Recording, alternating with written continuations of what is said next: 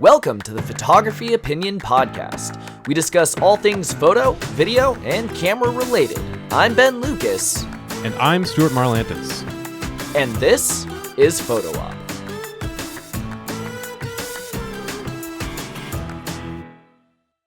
Welcome. So today we are talking about stuff that just inflames you on the internet. Today we're going to fight with people on the internet. We are going to fight with people on the internet. And they can't respond to us because this is a one-sided conversation.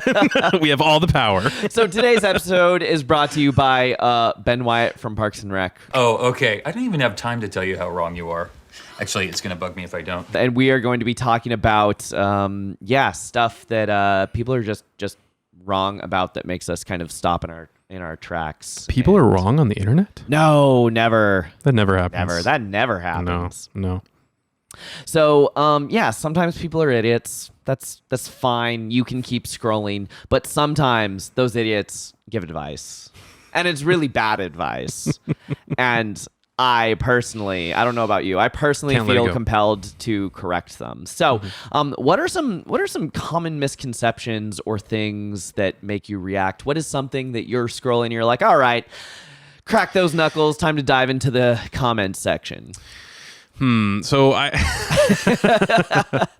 there are many things. I had to think about this for a while because I'm like, what are like actually legitimate points of criticism that I'd want to respond to? And I think the first one for me is like focusing too much on the small stuff. Now, I feel like the photographic field is uniquely predisposed to this in that we've got a lot of people that focus on precise levels of noise in the image, and they're, pixel peeping is a very common phrase that, people like to focus on the details.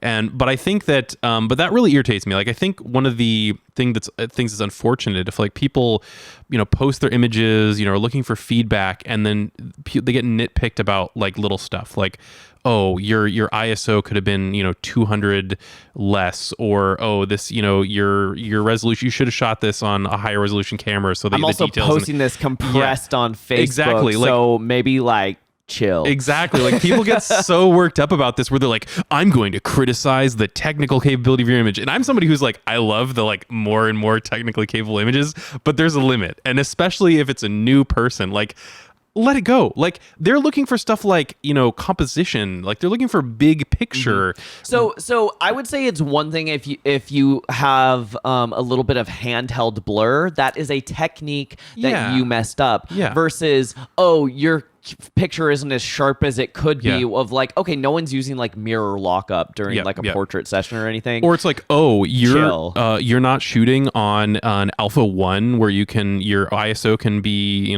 256,000 without any noise. Wow. Like your image sucks. My camera is almost 15 years old and it still holds up quality. So exactly. Chill. But people get so bent out of shape over that. So that's one thing that really sets me off is like, especially with new people. I think in general it's annoying, but especially with new people. Where it's like, that's not the point. Like that's not helpful. Yeah, telling them to spend more money basically at the end of the day is never helpful. Yeah. So one of the things that really, really triggers me, that makes me want to jump into the comments section, is sometimes there's advice where I go, no, that advice is bad. But when that advice is so blatantly bad that it's harmful or destructive, and I don't necessarily mean like, you should definitely jump off a bridge to get that photo. What I'm talking about is more something like the types of comments that might give people a certain like anxiety or anxiousness or some kind of like some kind of self-doubt that they should not be having type thing. Like what? So one example that happened recently, this was actually not in a camera group. This was in a woodworking group, but I feel like it still very much applies. So the most recent, I had to crack my knuckles and jump into the comment section. There's one particular woodworking tool that turns your circular saw into a track saw. And it's just 2 pieces of aluminum and some plastic and clips. You attach your saw, you set the jig, and you whoop, and up and away. Kind of cool. Someone said, hey, I just need to fix something on my closet, and is this a good tool to buy? And if this were in a professional woodworking group of like, I'm in some of those groups just because I enjoy it, then I would totally understand the cavalcade of responses of, no, this is not a good tool. If you're going to do this on the regular, just get a track saw, right? But this was not. This was in a DIY home improvement group where it's just people being like, Weekend warriors. I have this crappy linoleum that I don't know how to rip up. Do any of you guys? It's that kind of thing. Yeah. It's not someone who's ripping up linoleum for a living. Yeah. And usually if it's, and everyone was saying, no, this is flimsy. It is terrible. Your end product will be absolutely awful. And it was just bam, negative, negative, negative, negative, negative. I happen to own this particular tool that turns your circular saw into a track saw. And I'm just like, look, it gets the job done.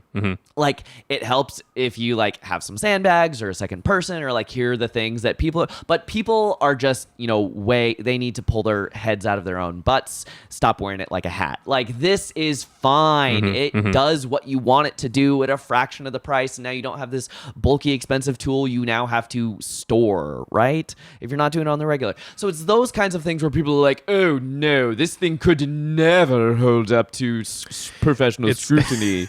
This is 100% a bunch of people trying to justify their expensive tool purchases. Yeah. So that is the most, like, this one happened not less than a week ago, which is why it's fresh on my brain. But this absolutely applies to camera stuff where people are like, oh no, don't get the A7. You have to get the A7 III because I'm like, hold it a second.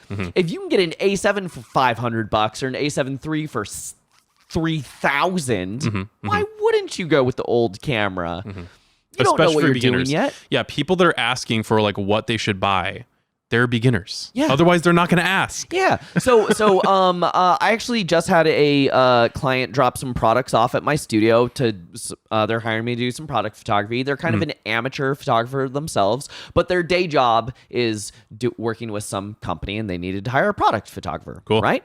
So they hire me. They're kind of talking about camera stuff and they're like, yeah, I have an old Nikon, but like I want to get a new camera. What should I get? I know nothing about Nikon. This is your world. You know Nikon. To some degree. To some degree. But I was like, hey, I'm going to be real honest with you. Do you have a huge investment with a bunch of lenses? She's like, I have like 2 or 3 lenses.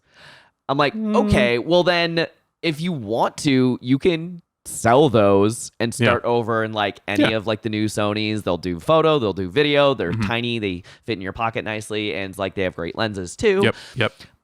You don't have to be like, let's go to DP review and side-by-side spec all of these cameras, and you have to get the optimum one for what is the best. And just like, oh my gosh, you just sometimes it's not that hard, right? Yep. I think the other half of the blatantly bad advice, or I kind of talked about like giving people self-doubt, not the self-consciousness of like, oh, that is not good enough. But on the flip side, when it comes to like technique stuff where people are like, oh, I'm sorry, you didn't use frequency separation. Yeah, I use a freaking plugin because the plugin takes me 10 seconds and it gets the job done. Like, come on, guys. Some of those elitist, high and mighty, and sometimes people just say real stupid stuff, and that's just wrong. And I'm like, you don't know how science works. That's not how that works. I'm going to jump in and correct this situation. That leads really nicely into my next point, which is making things harder than they need to be. Oh yeah. That plugin example is the internet loves making things harder than they need to be. People love to self-flagellate and be like, oh, well, it was harder for me to do this, so I'm better. And like that is so common in the photography industry. A lot of people, not everybody, a lot of people that shoot film are these kind of people where they're like, oh, you didn't shoot film and you didn't waste like $10,000 worth of film last year of missed shots. You insufferable hipsters. You say, not everybody. You say one more hipster thing, and I'm going to shove you and your Sriracha in your vintage bassoon case. Not everybody, but a lot of people. But yeah, that's one that I see all the time. Or people that are, I'm somebody that's like, I'm a shameless like zoom lens user. And a lot of people are like, oh, you're not exclusively shooting on 50 mil for literally everything, even though it actually harms the subject matter of certain stuff that you're shooting. Well, zoom with your feet. And it's like, like that, choosing like 1 or 2 prime lenses is I get that there's like a learning technique there, but like if you're kind of past that, it's not helpful. Like my 17 to 35 does a lot of things that like just a 17 or just a 35 would never be able to do. Bro, I bought a 30. It's easier. I bought a 35 mil. I literally have not used it on a professional shoot once. See, I really liked 35 mil. It's sitting right there. I'm looking right at it right now. I have not used it. I'm one of those weirdos that likes 35 mil more than 50, but yeah. I like 85. If you're gonna go deep, good. go deep. 85 is good. And then and then that 35. If you're gonna go wide, 20. Okay. I just pull it to the extreme. I'm either a 20 or an 85 or my zoom lens. Like yeah. I actually should probably check some of the metadata on my most recent kind of like wedding that I shot because that's everything. I want to see. Do I shoot a what's bunch the of ratio? 35? What is my zoom range? I have no idea. So that's for another day. But that certainly is the thing that irritates me is people gatekeeping by making stuff more difficult than it needs to be.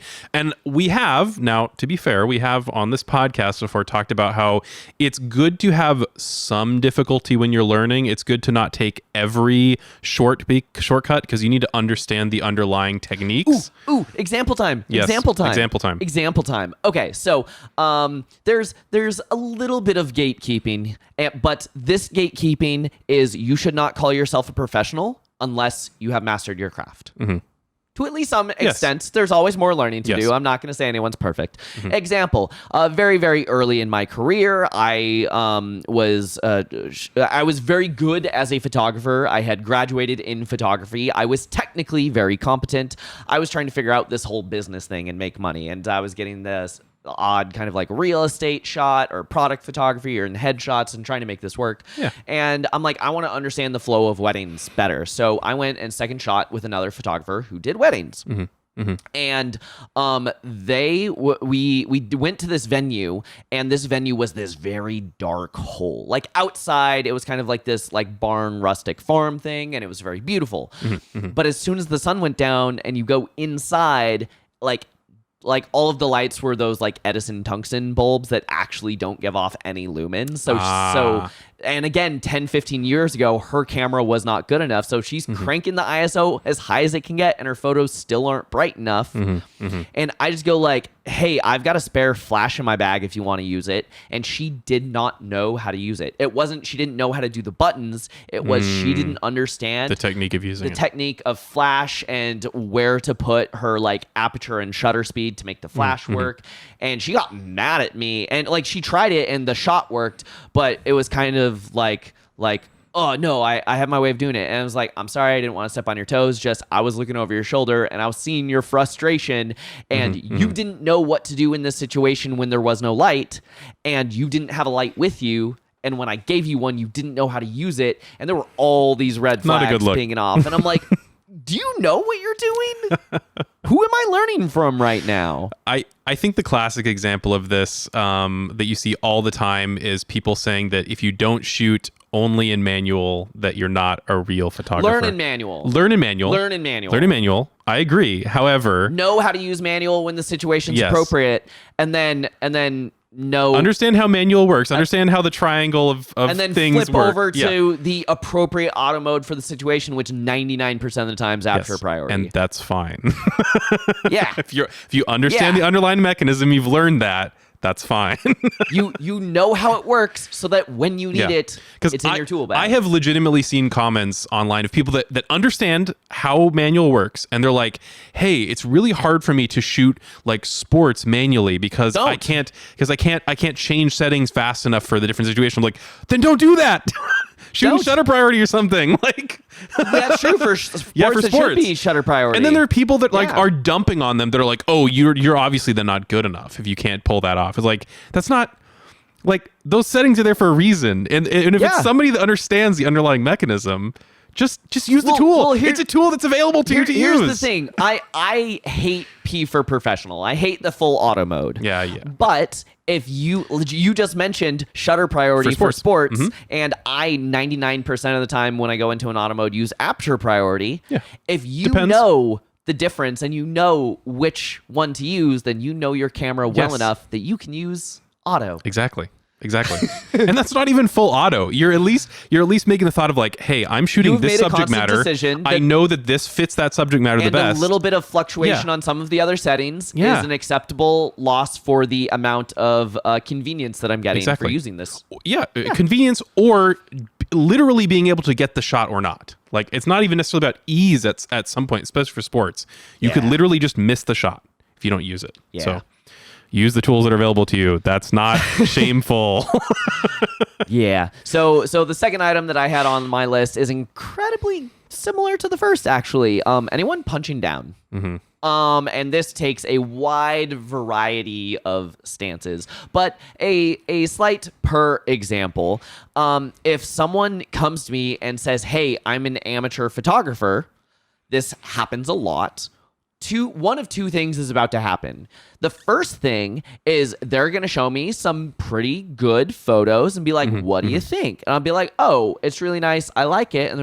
And if the follow-up is like, like what, like I was trying to get this technique because I've seen it all online, but I didn't know how to do that. I was like, well, here's what you did wrong. Here's how you accomplish that technique. Here's how you can make that photo better so it matches your vision. Here's a like critique and breakdown of that photo. But the thing that happens way more often is I'm an amateur photographer. Oh, cool. Here is a blurry sunset. Here's a picture of my cat. Here's a whatever. And I'll just go, cool.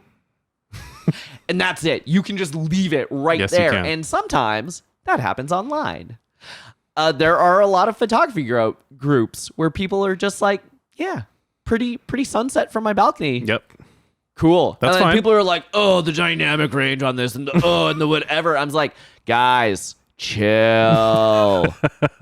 Chill. Yeah, people, there's a difference between people just posting their stuff online and people posting to like critique groups. Like there are very specific communities online that are for posting your stuff for critique. Yeah. And I think people live in those a little bit too much, and then they think everywhere is a place to critique Yeah. people. The other big things that I'm seeing right now is a lot of mirrorless people being super condescending to anyone who's not mirrorless. One of the other things that I'm seeing a lot is like, oh, you chose to get the Canon mirrorless. Well, is that nearly? No one cares, dude. Literally, no one cares. It's fine. The other thing that kind of annoys me is when people just like, oh yes, and they humble brag flex, and they're like, yes, here's a new addition to my camera, and they show the new $6,000 camera, and in the backgrounds are the last 2 generations of that camera because they buy every single new thing, and I'm like, dude, mute. Actually, I normally ignore those, but when that person jumps into the comment section on someone else and it starts punching down, it's like, well, you have to do this. No, they don't. They don't have to do anything. They don't. Shut your gob. And also, not everybody's trying to be professional. Like some people are Just enjoy firmly doing it for its own enjoyment. Those people you don't need to beat up. It's fine. It's fine to do it for enjoyment. Like It is fine to it's do it okay. for enjoyment. It's a cool hobby. It's is an a cool expensive hobby, but it's a cool hobby. Yeah. Every hobby is expensive once you kind of pass that arc where you get really into it. Once Some your more taste- so than others. Once your taste builds a little bit, it's Some like more so than others. it's over. That is true. That is true. And that is very similar. Feeds right into my last point, which is looking down on anyone new in the field. There are, I think this basically applies to almost any hobby, but I think especially I've seen it in photography a lot, is people forget that they were beginners at one point, that they didn't know anything, that they needed help, that they asked for people to give them help, to give them information, to give them critiques. And people seem to forget that and assume that everybody knows everything that they do from the get-go, which is not the case. And if people are approaching you with humility, with openness, with like, hey, I really want to learn, that's a good thing. More people in your hobby, in your field, is generally a good thing. You want to encourage people to enjoy the hobbies that they're taking up, or enjoy the career path that maybe they're pursuing, or that they want to figure out if they want to pursue. Like you should have people should have a good look at what this space is like, and that look should not be everybody is mean to me all the time. Like that's awful. Like you never want to like dip your toe into something and then everybody hate you and immediately just be like, fine, there's piranhas in this water. I'm not gonna dip any more than a toe into that. That's just not a fun place to be. And photography can be so cool and so interesting, and there is so much space even still for creativity.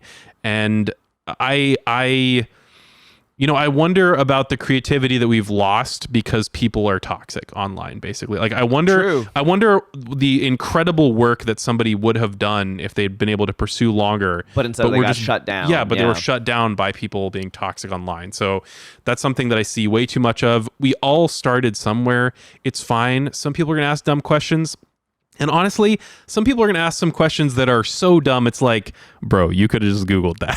Could have. But I don't think that's ever really an excuse to be toxic. Just assume good intent, I think, is my response to that. Is like, not everybody gets it. Not everybody knows the correct places to look even online for information. Like, assume good intent, assume people are trying to improve until they prove you otherwise.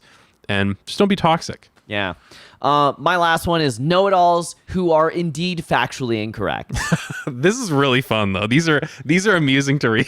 do you have an example that comes to mind? I don't think I have one that comes like immediately to mind, but it is a space like a space online that I enjoy in a way that I probably shouldn't, where people are just like, it is just fun. Especially when I aspire to be the person that has like the perfect quip for those people to just like prove that they're full of shit and shut them down. Because I mean there are lots of subreddits of this which are like, a confidently incorrect is a subreddit that I love. That's a good one. It's not only photography, to be fair, but it gets at this exact point, which is like, it is so fun to watch people be so confident and think that they're so knowledgeable and just the ultimate in their field and make really obvious statements, and then just have somebody blow them out of the water with a simple comment. It's delicious. I love it. So I guess I don't want people to be confidently incorrect. People should be more humble, but also it is a great source of entertainment.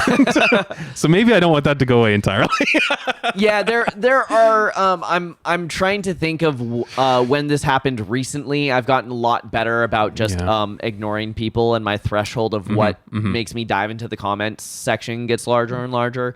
But some of them are when people are talking about like, oh, how do I do posing or something? It's like, oh, here's how you do your thing. Here's how you get the model. You just, whatever, move them. And I have to jump in the comment section and be like, no, do not touch your model. No, do not do that. And then there are other times where it's like, oh yeah, this is how this works. So, if you want this look, all you got to do is put this really big light and shine it right at their face. And I'm like, I mean, if it's big enough, but the example you're showing, that's technically specular, and what you actually want is ambient. So that's not. It's like when people are trying to explain something technical of like, what's the difference between like a specular highlight and versus what kind of makes an object look matte versus shiny, and people just get it exactly wrong. And no, not how that works. There's sort of like a curve to that, where like when you start out, you know nothing and you kind of know it, and then you get to a point where you know some, but you think your knowledge far exceeds what it actually does, and you need to just progress slightly farther to get into like the trough of humility where you're like, I know enough to know that I don't know anything. Yeah. So and then slowly build confidence after that, ideally. A lot of the technical stuff, by the time I see it in the comment section, someone has already corrected them, and I'll just let it go. But if I see 15 or 20 people all saying the same thing and no one has corrected them yet, I'm like, haha, voice of reason, here we go. Or like I said, something if it's something like the technical thing where you're like, you're leading this person down the wrong path, but like if they mess up, they're not hurting anyone. Versus like, don't touch your model, don't touch your model, don't touch your model. I don't know how many times we have to say that, don't touch your model. So there's there are those things where I'm like, nope, shut it down. That is the incorrect. You said the exact wrong thing. Can we get an admin in here, please? Anywhere? Yeah, seriously.